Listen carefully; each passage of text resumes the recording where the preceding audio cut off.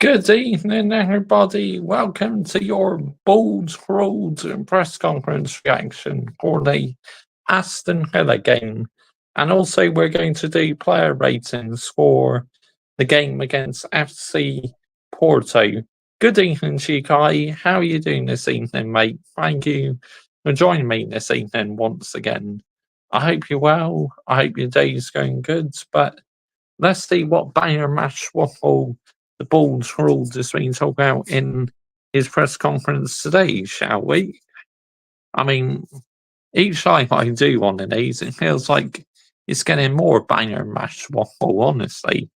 Ah, jarring, man. Absolutely jarring. But here we go. Let's have a look. But big up to every single one of you like and locked in this evening. Much appreciated. While you're watching live, if you're new to our YouTube channel, make sure you're hitting the subscribe button because I do plenty of Manchester United content. I talk about loads of different things on this YouTube channel, and please subscribe to my Mr. Joshy J football channel and my Mr. Joshy J F1 channel. The link is in the description to this video. So, right, let's have a look at the Manchester Evening News, shall we? Obviously, we will listen to what he has to say, like what we always do.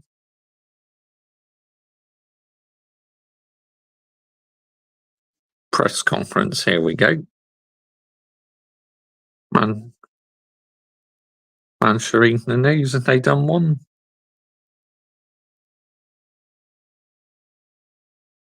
Aston Villa. Doesn't matter if not, we can just get straight to the video, can't we? Rumours have it that United are going to give Maguire new contracts. It wouldn't surprise me, to be honest, Kai, because this football club at times have no minerals whatsoever. Let's get this one right here. I mean, oh my goodness sake, we give him a new contract. It's not a good look, is it? I mean, oh my goodness sake. Sums this football club up in a nutshell. Right, so we have no standards. I know, Kai, we don't have any, mate, because the standards has been on the floor. It's as simple as that. Nowhere near sustainable. You know, we're Manchester United's football club. We should be like the Real Madrid of England, but unfortunately, we are not the Real Madrid of England because the Glazers, Edward Ward, Richard Arnold, John Murdoch are all part of the issue why the standards has been down on the floor. Let's get the narrative right here, people. Let's get this one right. Funny how he scores yesterday and does an interview straight after. Yeah, I know, it's crazy, Kai, isn't it? It's crazy, mate, honestly. PR merchant and posts after we win games like minutes after the game has pictures in his drafts. I mean, it sums this football club up in a nutshell. I mean, there's so much PR in the Premier League these days. Not only is it the Premier League, it's called the PR Emir League. Let's have this one right here. Hi, Mr.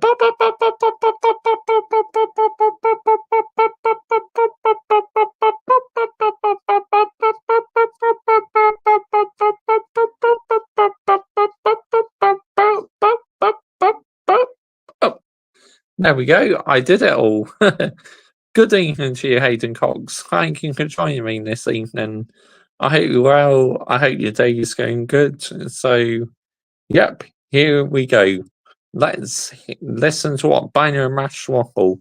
And oh, yeah, Sir Jim Ratcliffe, I'll be on to you later on, mate. Honestly, I'll be straight on to you.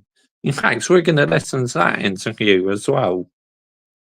Eric, oh, hey, Jim.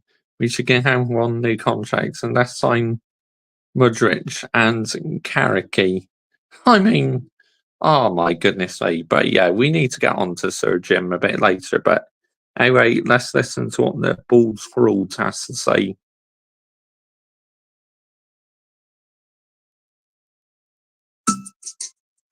That's an ad.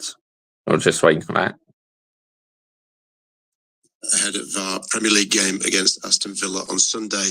If all media in the room could please respect an embargo for 1:30 p.m. tomorrow, Friday. Simon Peach.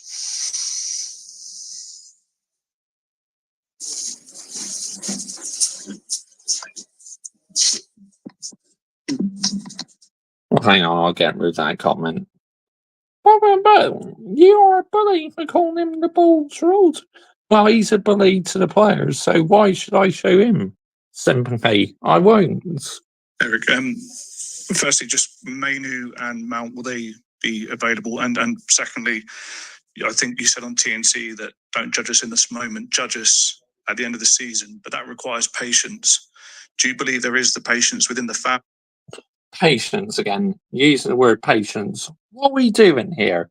Seriously, what the fucking heck are we doing? Based on the structure that you'll be able to see through this period, and what will you need to do against Aston Villa?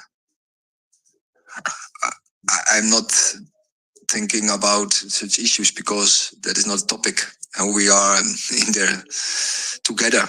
The ownership, the leadership team, the staff. I appointed the new staff. We bought again new young players, and we have to integrate them. Like we just talked about Manuel Agata.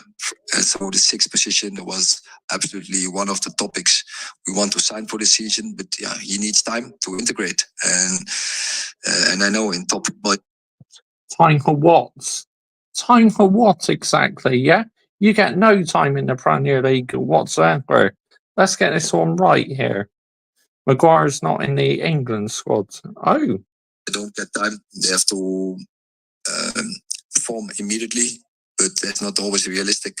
And he has to get used to our game model. He has to get used to his teammates. He has to get used on the intensity of the Premier League. So it needs time. And so we have more positions where we need time. Where I'm very pleased. There you go. He's just mentioned the word "it needs time" again. What are we doing here? Seriously. Honestly. So much plainer and mashed waffle. I am as shocked as you, mate. The return of Rasmus Højlund. I think he had a good return, but we didn't. We couldn't play him in the first 2 months of the season. And hopefully he is now fit. He keeps improving in his fitness levels, and that he also has a consistent fit season that will help us. And there are so more areas where we will improve that definitely. And then this team can grow and improve. And then we will see where we will end in the end of the season. Charlotte. Mason Mount. So we had 3 players with issues going into this game. That was Harry Maguire, that was Alejandro Garnacho, and that was Kobbie Mainoo. And Harry Maguire and Alejandro, they made the squad, and they were capable to play some minutes. Where it was Kobbie Mainoo, he didn't make it. It was too big risk. We have to wait, and we have to see if he can play on Sunday, if he's fit enough to start or be on the bench. Charlotte. Good evening, Eric. Good evening. Your reputation and your assistant, René Hakke, is built on organisation, structure, discipline, but we're not seeing those values in this united team. Why can your players not implement what you have built your reputation on? So what do you mean with discipline? I mean, defending, not defenders, as errors. I mean, yellow cards. I mean, conceding within short spaces of time. I mean, how on earth does he not know what the journalist is on about? What are we doing here, man? Seriously.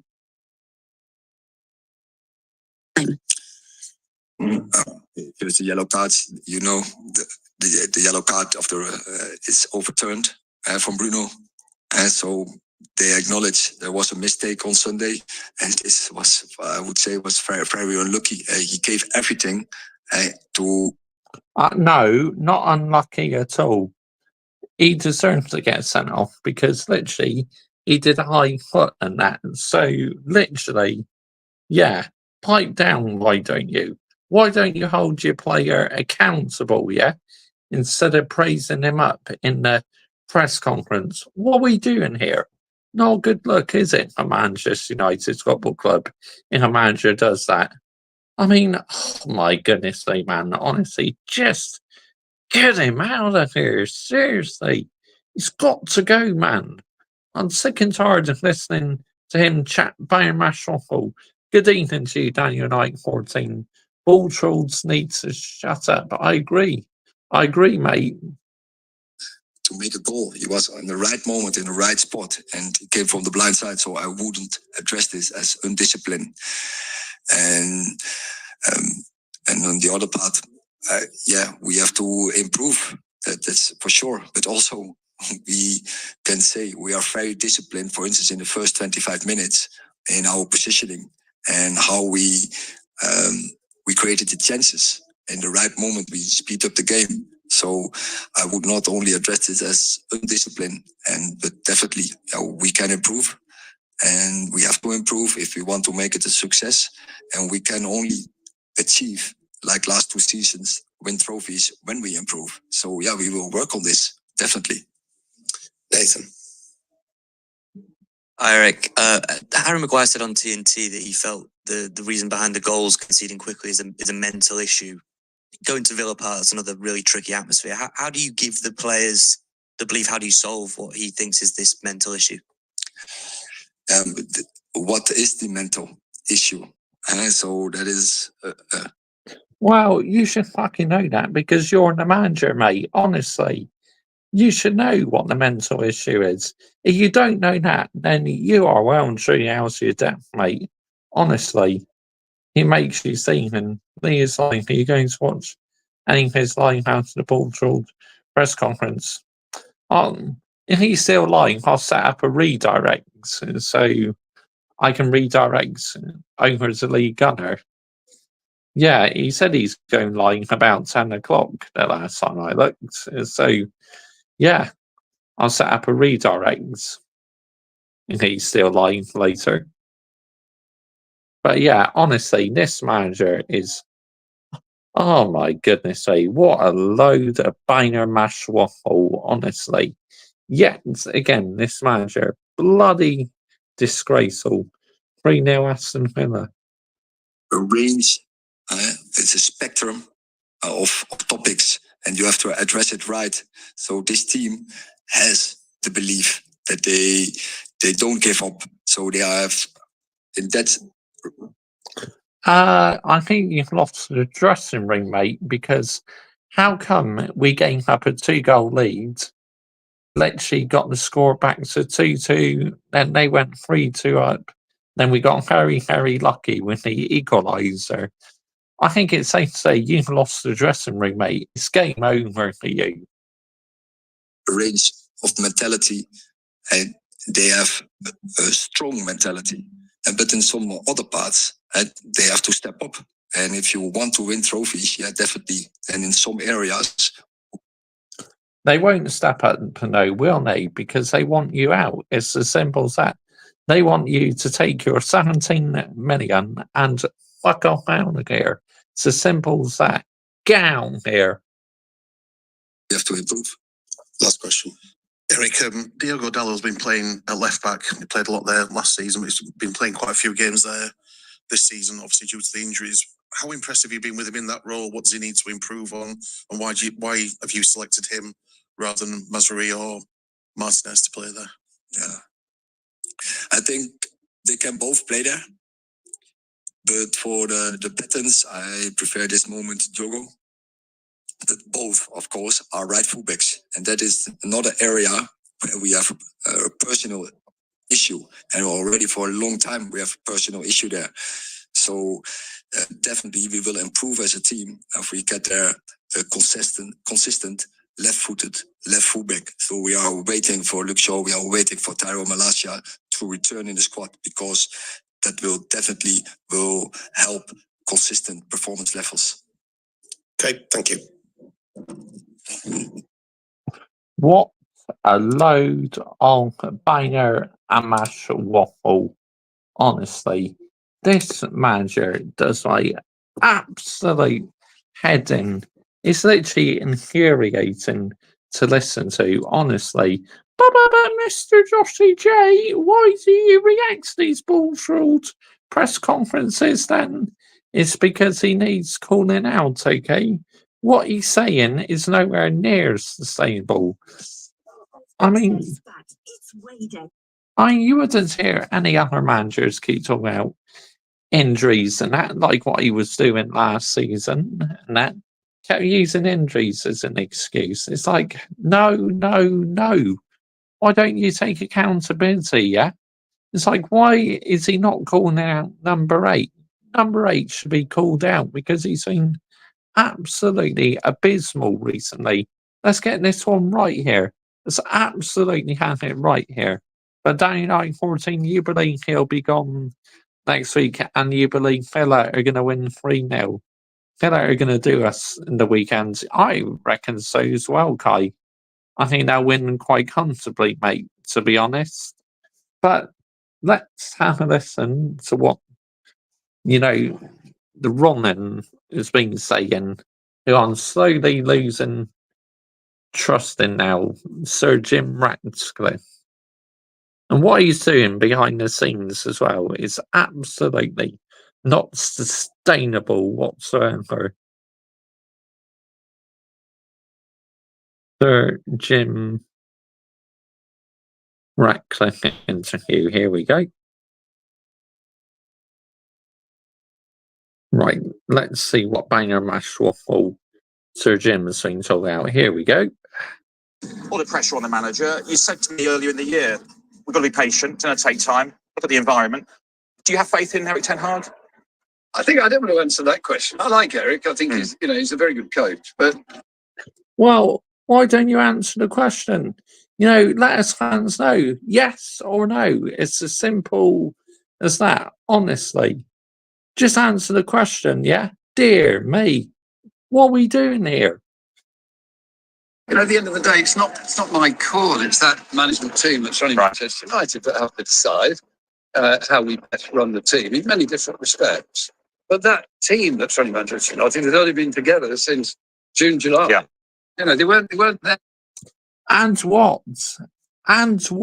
Yeah, together since June and July. What's that about? What, 3 or 4 months ago? So they should be settled into the team now. Honestly, more PR waffle. In January or February or March or April.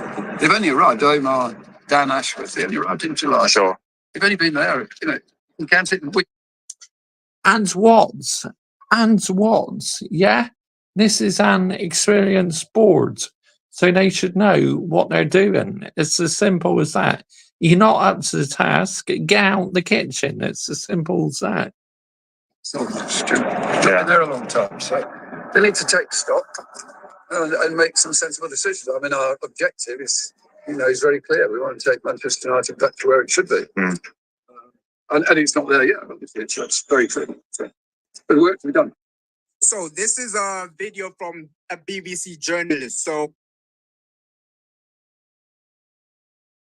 What a load of banger mash waffle by Sir Jim there. Honestly, wow, unbelievable. It's like, where's your standards, mate? Yeah, you're literally the owner in this football club, and you're literally not going to answer the correct question. What are we doing here? Oh yeah, shall I tell you why he won't answer the question? Money, pound notes. I will do anything for pound notes. It's as simple as that. It's an absolute disgrace, man. An absolute disgrace. And I feel embarrassed, honestly. Dear me. I mean, wow, unbelievable. Unbelievable. But let's see what Mark Goldbridge is saying, shall we?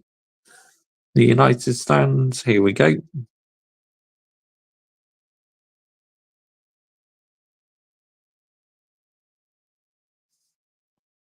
Let's have a look.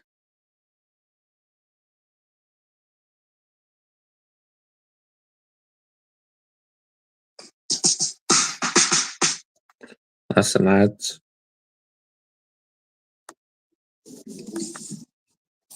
Hello, everybody. Good evening. Welcome to the United Stands. I'm Mark Goldbridge, and this is your latest Manchester United news. It's Friday night. It's always a different show, but we've got some big news for you because Sir Jim Ratcliffe has spoken about Eric Ten Hag and his sacking and probably dropped the biggest hint we've had, actually, of the week. Despite all the talk, all the results, all the predictions about Monday, Sir Jim Ratcliffe is the figurehead of Manchester United's footballing ship. And he has spoken about Eric Ten Hag and his future and basically said he will not be the guy to sack Eric Ten Hag. We'll get into that, but you might see me in a Christmas jumper and wonder why I'm wearing a Christmas jumper in October. Well, look, it's just dropped.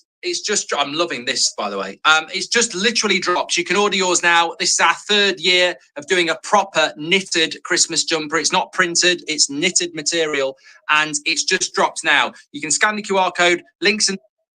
I think I'll skip that, thank you. You're not getting a single penny from me, you brown envelope, but honestly, you're never going to get any money off of me, mate. Dear me. I don't see Chelsea getting top four because we are unproven manager, and I would be happy with top 6 finish and win the Conference League. Would that be a great season for Chelsea? Yeah, I would say so. Description. Get over to United Stand Shopify. We only have a limited number of these and they go like rocking horse poo. They are very, very, very in demand. And that's the back of it.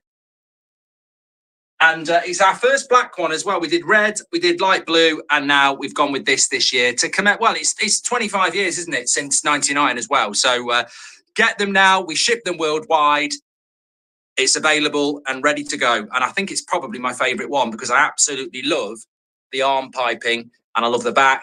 And when you're out having your drinks at Christmas round people's houses, they'll just be looking at you going, that is a goat Christmas jumper. It's just got it all going on, absolutely everywhere. Right, let's get into the show. Let's talk about what Sir Jim Ratcliffe had to say. And these are his exact words. He said that I don't want to, he was asked about if he's got faith in Eric Ten Hag, and he said, I don't want to answer that question. I like Eric. I think he's a very good coach, but at the end of the day, it's not my call. It's the management team that's running Manchester United that have to decide how we best run the team in many different respects. But the team that's running United has only been together since June or July. They weren't there in January, February, March or April. Omar Barada and Dan Ashworth only arrived in July. They've only been there, well, you can count it in weeks almost. They've not been there a long time, so they need to take stock and make some sensible decisions. Our objective is very clear. We want to take Manchester United back to where it should be, and it's not there yet. Obviously, that's very clear. So look, some people have interpreted that in different ways. Some people are saying, well, that means Ten Hag's definitely going to get the sack. Some people have said, that really indicates he's probably not going to get the sack. So what's my interpretation of it? Well, what's your interpretation of it? I think it's interesting that Sir Jim Ratcliffe wants us to believe that he's not going to have a say in the sacking of the Manchester United manager. I mean, I'm not calling him a liar. You better not be Goldbridge because at the end of the day, I'll be suing your ass. But that's Dyche. But no, I don't for 1 minute. And what about the Glazers? So the Glazers own 50%. So Jim Ratcliffe owns 28%, and we're to believe that they're not going to have any say in the sacking of the manager. I think that would be extraordinary, to be honest with you. I think what Sir Jim is actually saying is there is a footballing team there that we've assembled, best in class, that I trust.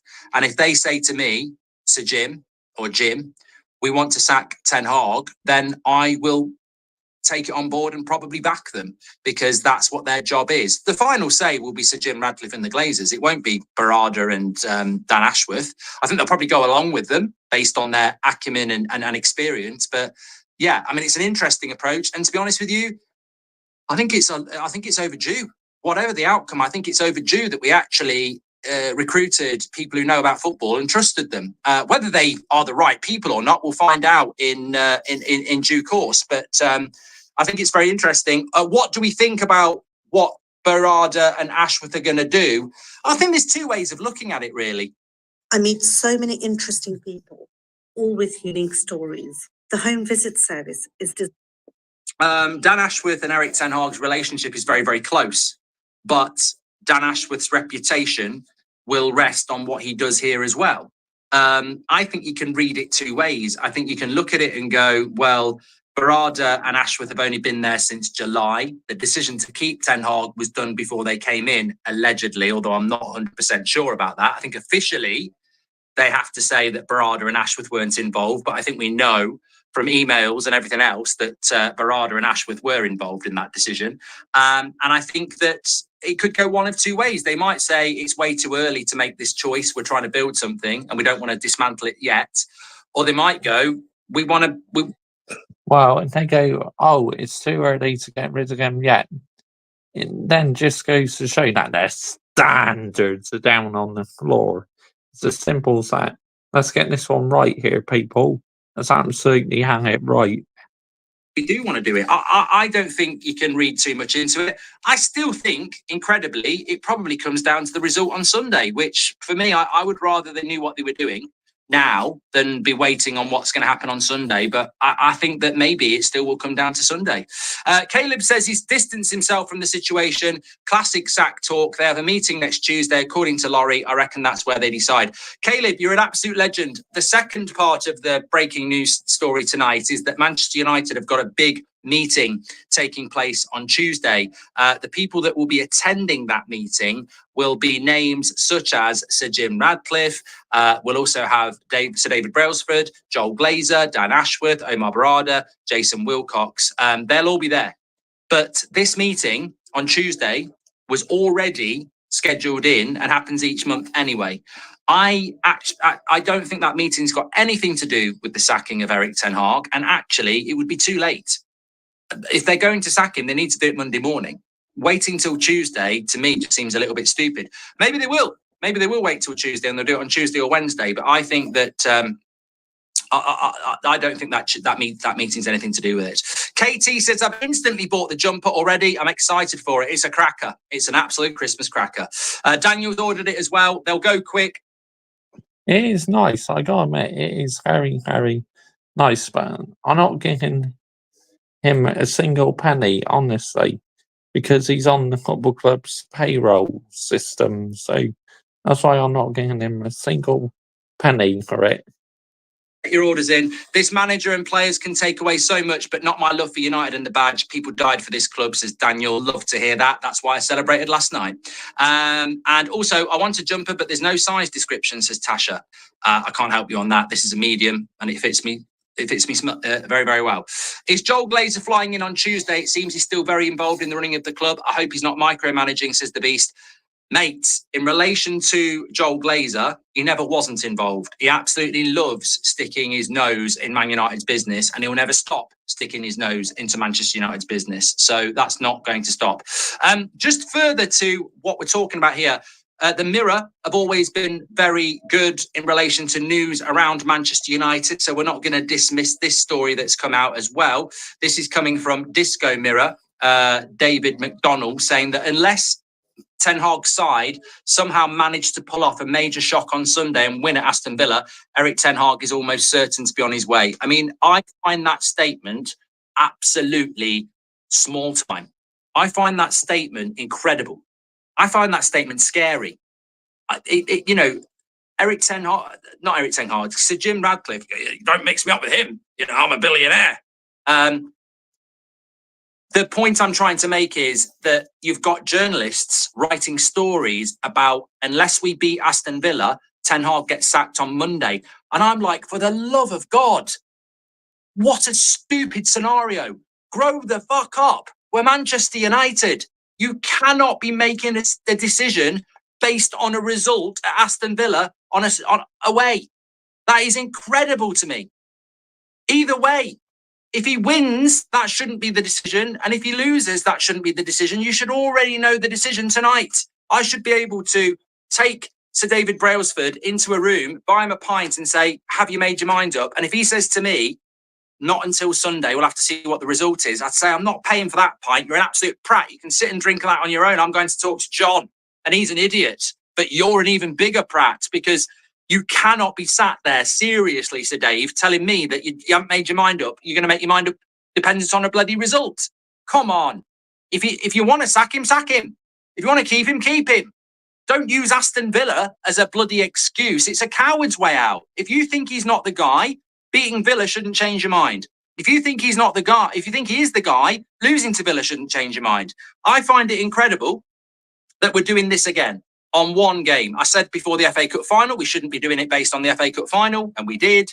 And I'm saying before the Villa game, we shouldn't be doing it based on the Villa game. And that cuts both ways. I don't know why people wouldn't agree with me on this, because I'm saying to the Ten Hag outers, if we beat Villa on Sunday, that shouldn't be the reason to keep him. And I'm saying to the Ten Hag inners, if we lose to Villa on Sunday, that shouldn't be the reason to sack him. There's a bigger reason than that. What about the £200 million you've spent this summer? What about the coaching network you've brought in? What about the director of football you've brought in? What about the vision? What about, and also, one thing I really want to say as well is, we can all sack Ten Hag and we can all bring in whoever we want to bring in, but it's absolutely imperative, absolutely essential that, I feel like Gary Barlow, absolutely incredible, Mark. It's absolutely essential that we bring in or retain Ten Hag, or we bring in somebody who has a very clear CV on youth development, because you can have a pop at Ten Hag for a lot of things, but the progression of youth from the youth team to the first team has been very, very good. Now, don't kid yourself that every other manager does that. There's a lot of managers out there that don't give a shit about the youth. They're more interested in, getting results and focusing on experienced players. And we must retain that, because if we don't, we'll miss out on the likes of Obi Martin and Fletcher and everybody else that's good enough, and Lacey coming through. We have to retain that. Whatever happens, we've got to keep that pathway from youth to the first team, because it served us so well. Dom Horseman says they already know it's just timing, which is bad. I mean, that's one positive I can say about the Bulls rule, is that he has given youth a chance, but with the injuries last season, I don't think he had much option, did he? Let's get this one right here, but some of the youth players have done a solid job, so that's one thing I can get credit for. But do I still want the Bulls rule down my football club? Oh, like 100%, absolutely 100%. He's got to go still. We just need to part ways with him, move on. And yeah, it's absolutely ridiculous, man. If Bulls rules win on Sunday, he will get more time. Yeah, more than likely. Dom. And Rob Nicholson has gifted us a membership as well. Thank you very much for that. Ineos can sack Ten Hag first, discover their error, unsack him after correcting their error, then sack him again. Sounds logical enough, says PC Master. He bought Mainu, which was a clear talent, says Alex. Well, I think Ten Hag, I actually saw a post on social media a couple of days ago, actually, and I just couldn't be bothered to. I don't really read. To be honest, if you I do post on X/Twitter. I do post there, but I don't read anything. It's just not worth it to my mental health. I just don't really read it. I just post and get out. I don't read the replies. I certainly don't go reading other stuff. So I might see something on my timeline every now and again. And I saw this post where it was like slagging Ten Hag off, because it was saying Van Gaal gave us Rashford, Mourinho gave us McTominay, Ollie gave us Greenwood.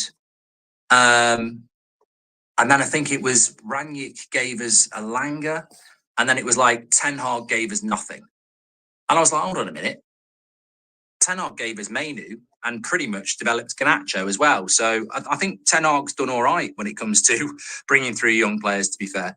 I sent a super chat 4 weeks ago. Jadwell says Bruno post. Let me know if he has done a post. We'll talk about that. Check Villa's manager comments on United game, says Pranav. If someone can get me the quote, I'll certainly read it out. But Yes, I sent a super chat 4 weeks ago on a Friday asking how many points should we have in the next 4 games. We've got 4. Sack Monday for a chance of Europe, says Reece Gregory. I'm one of Bruno's harshest critics, says Mario Franco, because I know how good he can be, but I would never question his commitment to this club like some weirdos do, says Mario Franco. Oh, mate, I had people today saying you've been going on at Bruno for ages saying that he should be dropped, and then you put him in your team that you pick on Sunday. I'm probably in the same camp as Mario. I don't actually think that Marcus Rashford and Bruno Fernandes are crap players. When they're good players, they're undroppable. I've never said they're not good players. The problem is they're just ridiculously inconsistent. This is a problem. The ball drooled, it literally has an obsession at playing some set of players. It's like he doesn't have the minerals to really drop players, does he? Let's get this one right here. I mean, what are we doing here? Seriously, what the fucking heck are we doing here? Anyway, let's carry on. And that's why sometimes I despair at them starting games and not getting subbed in the case of Bruno. But in a game like this, where it's probably, Ten Hag's last chance.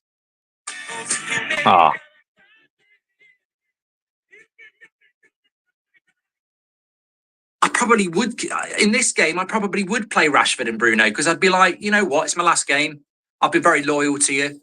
Can you produce something for me in my very last game? I completely agree with picking Rashford and Bruno on Sunday, which is why I put them in my team, because this is for whatever reason, this has turned into Man City again, isn't it? It's another cup final. And I am going to play those players because I think they're fantastic players. I just think they're ridiculously inconsistent and they deserve the criticism, but I would pick them. It's not, for me, it's not personal with either. It's just honest assessment on the fact that they haven't been very good for about a year. But I would be if I was Ten Hag, I'd be picking both of them and saying, look, you can never question the fact that I've been loyal to you. Hopefully you can be loyal to me and just see what happens. Thank you very much. Anyway, good one. Rob, thank you for gifting a membership and becoming a member. Bruno's the worst now, says Ewan. What a great comment that is. And Bruno starts as bench is not strong enough, says Ricardo. Well, we don't even know if Mason Mount's fit again. I mean, I think there are so many things to talk about around Manchester United. I mean, it's Friday night, open up the conversation. There's so many things to talk about Manchester United. I mean, you can tell things are bad when you think Luke Shaw's going to be back 2 weeks ago, and then on Monday you find out he's not going to be back till November. I mean, that story, if we were doing okay, would break us. We'd be like, what are we doing? But because loads of other things are going on, no one's even thinking about that. I mean, it's absolutely disgraceful. It's absolutely shocking. I've had enough of Rashford. He has weak mentality. I agree with you, Jay Lee. 100% agree with you, mate. Thank you for joining me this evening, mate. Much appreciated. That Luke Shaw's not going to be back till November because he's had another injury. Like, him going to the Euros has to go down as one of the most selfish acts the club and him or whoever let it happen has ever made, because he hasn't played for Manchester United since the start of February, and he's not going to play for us until at least November, and yet he's played in a major tournament for England. It's disgusting. But look, it doesn't really make a topic at the moment because the main topic is what's happening with the manager. Mason Mount has a head injury against Spurs. Is his head going to be okay? Don't worry about his head. He's got another knock on his leg. So you're sort of like going, what? And remember what I said to you a couple of weeks ago about Mason Mount? I was told that, and I don't know whether it's true, but I was told that Mason Mount has had an injury that a few years ago may well have finished his career, and that's why he's having so many problems with it. I can't remember if it was a pelvic injury or something like that. I don't know whether it's true. You hear a lot of stuff, but whilst I still don't know whether it's true, you've got to say the sheer volume of injuries he picks up virtually every time we ask him to do a job. I mean, pre-season he was okay. As soon as the season starts, injured. Comes back against Spurs, does okay, injured. It literally is like, as the minute he has to use any intensity, body can't deal with it. I mean, you have to question literally the mentality and like the fitness staff and the training staff and that. Why is it Mason Mount is always getting injured at Manchester United and he was hardly ever injured at Chelsea? I mean, what is going on here? Seriously, what on earth is going on? Manchester United medical team is so bad. I agree, down United 14.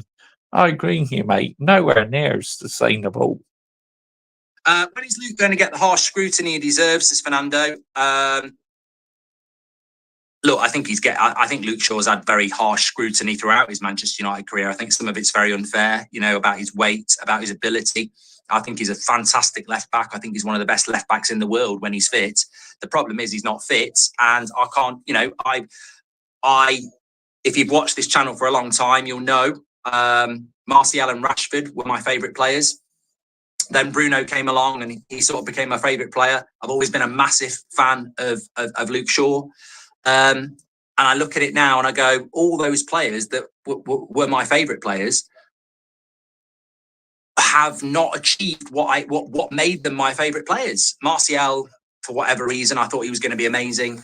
I mean, I think Rashford and Bruno have done well, but they've just not been able to maintain it in the years I thought they would maintain it. And Luke Shaw, well, I mean, the fitness is just so disappointing.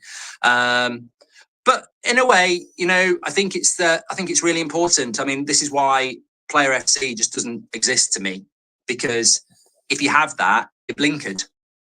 If Bruno Fernandes is on your wall, and you've got him on the name on the back of your shirt and you're obsessed by him, you're never going to see that he's not been very good for 8 months, and that damages your assessment of football. I love Bruno Fernandes as a player. He's been one of my favourite players since we bought him. I was obsessed with us buying him, but I'm not going to lie to myself. I can't lie. I can't sit, especially in this situation. I can't go after every game, leave Bruno alone. He made 2 passes. He was brilliant. I have to be honest, in front of such evidence that, as much as I want to say Bruno epitomises what Man United is all about, he's not playing well. And you've got to be honest about that. And that's something that wherever we go in the future, Manchester United, whether it's a new manager or this manager, we've got to solve these problems somehow, because they're not. I look at. I mean, whoever literally comes in next, they may still have a couple of issues to resolve, like player power, and that player power is an absolute disgrace. I mean, the way the players down tools on Ole Gunnar Solskjaer was disgraceful. But literally, with Manchester United and that, it's like player power is shocking. But I know why the players are down in tools. It's because they don't get on very well with this manager. Literally, they call him a bully and that. But about Mr. Joshua J, why didn't you celebrate yesterday's last minute goal? Because I'm not getting giddy about it, Hayden Cogs. Because, again, papering over the cracks, mate, isn't it? Let's get this one right here. Absolutely, let's get this one right. Right, let's listen to a bit more of him, then we'll get on to the player ratings. I look at somebody like, let's take... I'm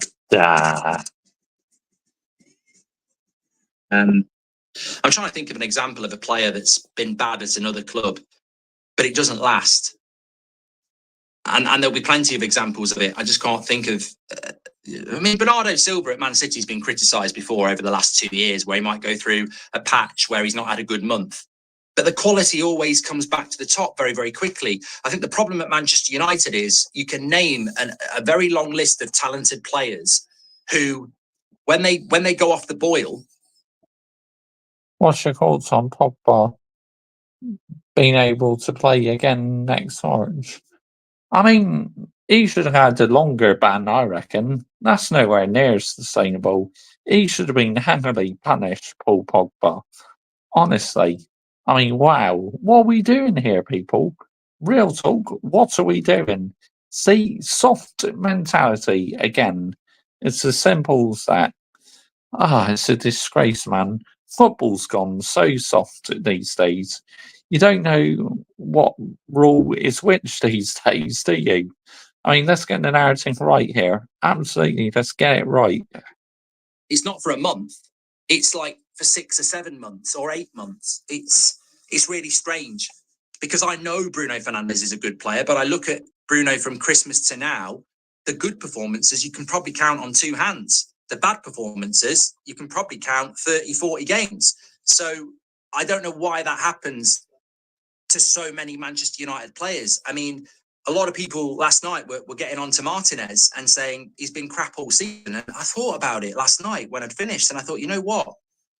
I don't think he's been crap all season, but I think the majority of the games he's not been good. He has had 1 or 2 good games, but the majority, and we've only played, 7 or 8 games, but Yeah. When you get memberships on YouTube, you can get them to other people like subscribe, but like on Twitch. Yeah, I think you can't you? Yeah. Right, anyway, let's get on to the player ratings now. We've listened enough to Mark Gold Bridge now, so yeah, let's get on to player ratings. Here we go. Right. Just going to get the lineup up on my iPad.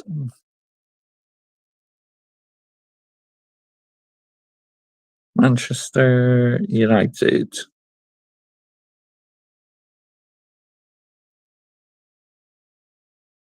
Lineup.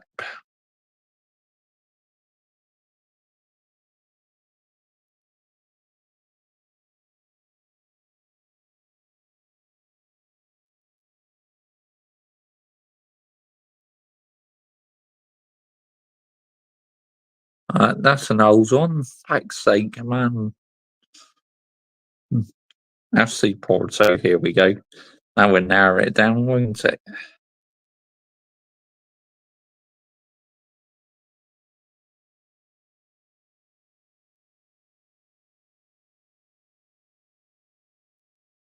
Now, let's see. Oh, go away. Right, here we go. We got the lineup up now. Brilliant. Well, that's not the lineup I want. That's just the predicted lineup, honestly. I want the actual lineup. Be handy, won't it? If we had actual lineup. Dear me. What are we doing here? Site? I want the actual starting 11. The actual starting 11. Here we go.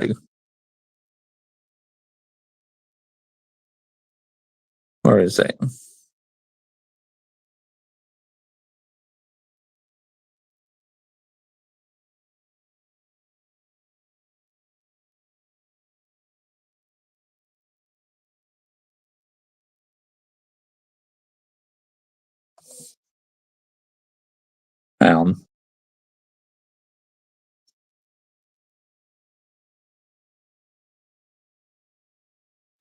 Right, this is it. Oh.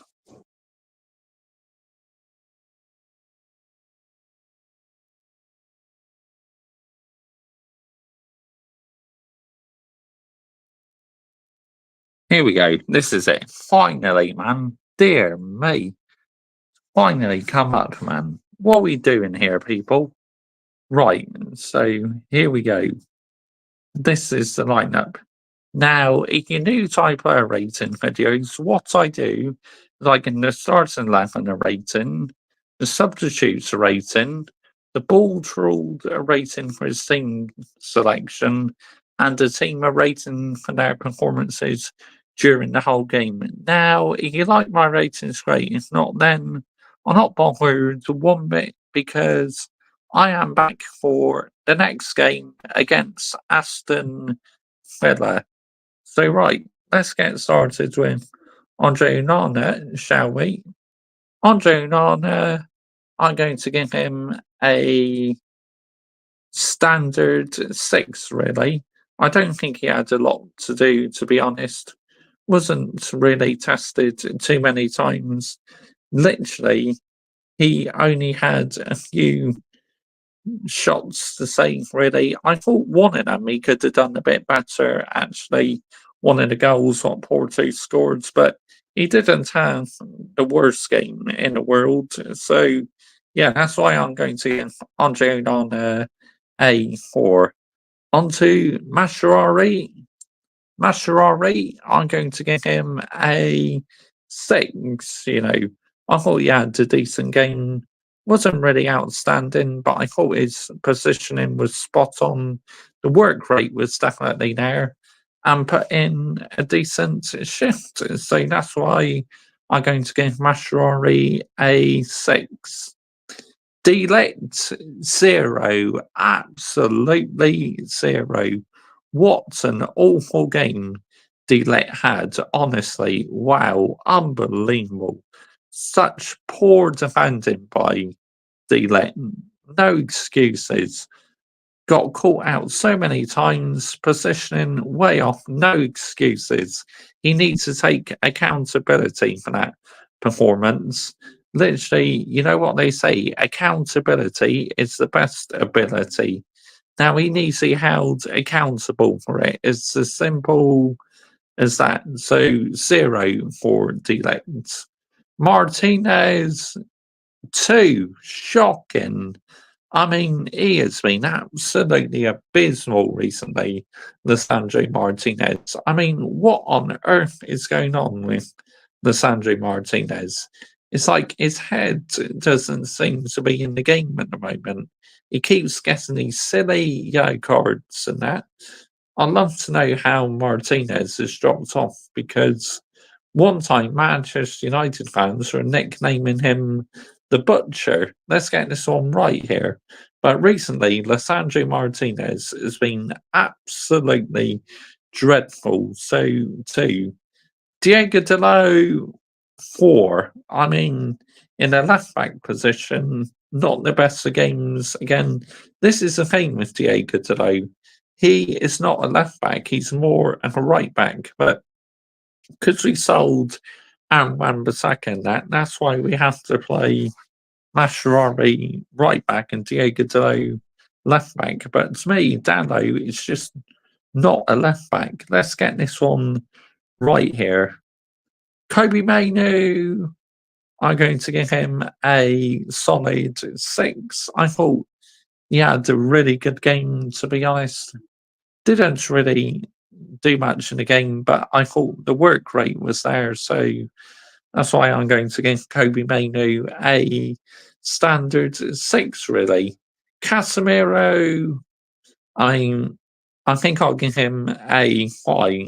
I mean, he just doesn't have any pace, does he? It's like he's so slow on the ball and that. Legs are completely gone. Real Madrid's got rid of him at the right time, so fair play to Real Madrid. But it just goes to show what a proper football club Real Madrid are. Let's get this right here, people. They are absolutely superb, but they know when to sell their players. So, yeah, Casemiro, I'll give a 6. Ahmad, I'll give a standard 6 as well.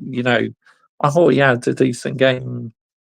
I thought his pace was quite good, and the work rate once again was there. So I say a solid job at that by Ahmad. Onto the captain, number 8, Bruno Fernandes. Oh dear, oh dear, oh dear, oh dear, oh dear.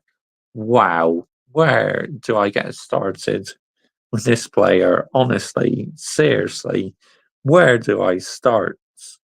Your rating, the captain, number 8, 0, absolutely 0. The way, or you could say -4, but yeah, 0. I mean, the way he made that tackle already on the yellow card with a high foot and that is like nowhere near sustainable, and he needs to be stripped of the captain's armband. It's as simple as that. Stop rewarding him, yeah? Because if you're rewarding him, you're literally going to get nowhere in elite sport, are you? Why not -4 when he got sent off? I mean, like I said, you could give him -4, but to be honest, I don't hardly give out minus. So yeah, we'll go with 0. But like I say, these are my ratings. So if you did player ratings, that may be your rating, mate. But this is mine, 0. Yeah, nowhere near good enough. He needs to stop this immediately and should be stripped of the captain's armband, in my opinion. He's not Man United captain standards. Let's get the narrative right here, number 8. Honestly, shocking. No excuses. Now he's going to miss the next 2 Europa League games, I believe. On to number 10. Number 10. Now, I've been giving him a lot of stick and that, but literally in the first half, he was absolutely sensational. So you can do whatever you want with this. You can clip it, whatever. But number 10's rating is, wait for this, 10. I mean, the work rate he was putting in and that, and the ball ruled substituting him. I mean, what on earth was the ball ruled thinking substituting number 10 when he was having like literally the game of his life and that? So, and I thought he's outstanding in the first half. So for that reason, that's why I give him a 10. Shame on you, ball ruled, honestly. Shame on you. Like I said, clip it if you want, because a lot of these mutants think I'm too harsh on number 10, but clip it. I just gave him a 10, okay? So clip it if you wish. And on to Rasmus Højlund. Rasmus Højlund, I'll give him a standard 6, really. I mean, yes, he did score a goal, but we didn't see much of him, did we? He needed to do much more than that, in my opinion. So, yeah, I'll give him a standard 6. That's the starting 11 done. Substitutions. I mean, recently the substitutions have been baffling. Harry Maguire, I'll give him a 7 because he did score the equaliser. So, yeah, I'll give him a 7. Johnny Evans, I'll give him a solid 6, to be honest. But the fact that we had to bring on Johnny Evans, I mean, oh my goodness me. Lock the front door, shut the front door, and hide away. It's as simple as that. It's like, what are we doing here, people? Seriously, real talk. What are we doing here? Having to bring on Johnny Evans. What an absolute disgrace, honestly. 21, I'll give him a 6 as well. And any remaining subs, I'll give him 6. What do membership do on? I've explained to this one to you a few times. So if you're listening very carefully, literally what a membership it does is literally you could become a member to my channel and you could literally pay a monthly membership for me, like say £1.99 a month. You pay me £1.99 a month or 99 pence a month, and basically you can get early access to videos and early access to things. So if you are listening, Daniel Knight 14, that is literally what memberships do. So basically, if you became a member of my channel, when I'm eligible for memberships, you literally pay me a monthly subscription, and literally, yeah, you are a member of the channel, but I'm not eligible for a membership yet. I'm not far off, but I'm not there yet. Anyway, I'll keep you updated, by the way. But it's like, if you paid a monthly subscription to me, it's like literally what you could do is pay that, and then you can have access to videos early, like early access to videos and all that stuff. So yeah, basically that's what memberships do. So onto the board's rules for the team selection. I mean, the lineup, starting Casemiro and that. I mean, oh my goodness, wow, unbelievable. Oh yeah, Ericsson, I'm going to have to give him a 7 as well because Ericsson is a sub. He came on, he literally whipped the ball into the box. I thought you can get membership, like get Twitch subscribers. Again, I've not unlocked that feature yet. I'll keep you updated, yeah? When I unlock it, then we can get the ball rolling. I can explain to you properly what they do and that. But I'm not far off. But like I said, I'll just keep you updated. But yeah, Ericsson's cross into Maguire, absolutely fantastic. So I'll give him a 7. Right, ball crawled team selection. I'll give it a 5 out of 10. I was not impressed with the starting lineup one bit. It's like, what were we doing here? Seriously. Now, the team are rating for their performance. To take things into consideration, the 2 goals we scored were very, very fortunate because it's poor goalkeeping by the Porto goalkeeper. And the goals we let in were an absolute joke and a disgrace. Where was the marking, lad? Seriously, no excuses for that. So the team rating is a 2 out of 10. I mean, that defending shocking. Honestly, nowhere near sustainable. Like I say, you like these ratings, great. If not, then I'm not bothered one bit because I am back for the Aston Villa game anyway, with a preview tomorrow. Then Sunday match reaction, Sunday emergency meeting, Monday player ratings. But, Sunday could be judgment day for the ball's ruled. It really could be. Right, so before I wrap this up, let's see who's lying, shall we? Who's lying? Who I like? What you got to unlock now?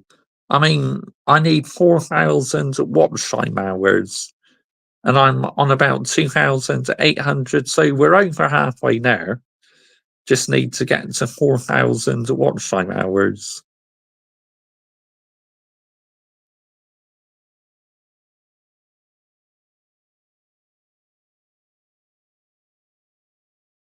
Right, here we go. Just going to set something up. Right, so here we go. Line. Bash.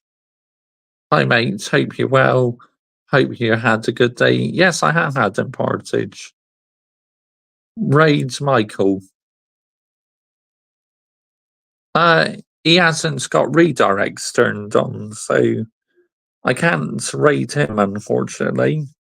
He doesn't have redirects turned on just yet. So, let's go to my stream.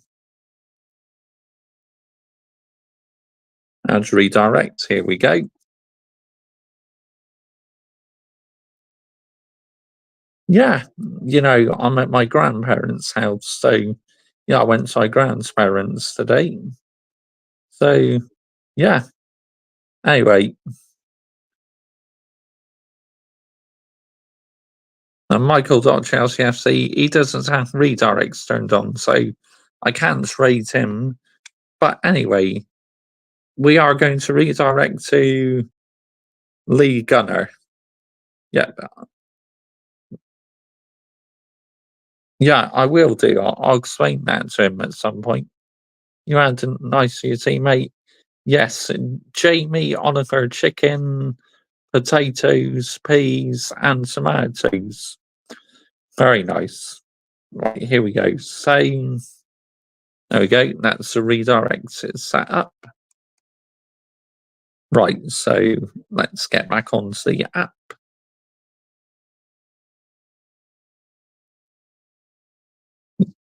Yeah, I know you're not going to be interested. I'm not expecting you to go in there, but I'm raiding Lee Gunner because he has redirects turned on. So, yeah, I'm raiding Lee Gunner.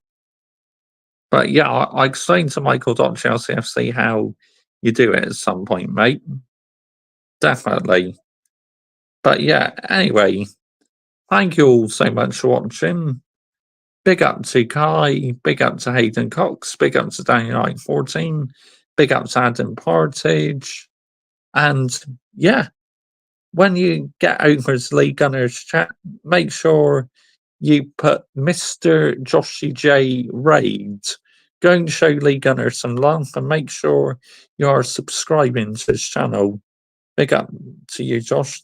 Love to talk to you on video about eye to eye words, mate. I've already set up the redirects. I'm going to Lee Gunner. Besides, this is my stream. I can redirect to who I want to. Anyway, thank you very much for watching. Make sure when you head over to Lee Gunner's channel, you put Mr. Joshy J Raid. Thank you all so much for watching. Good night.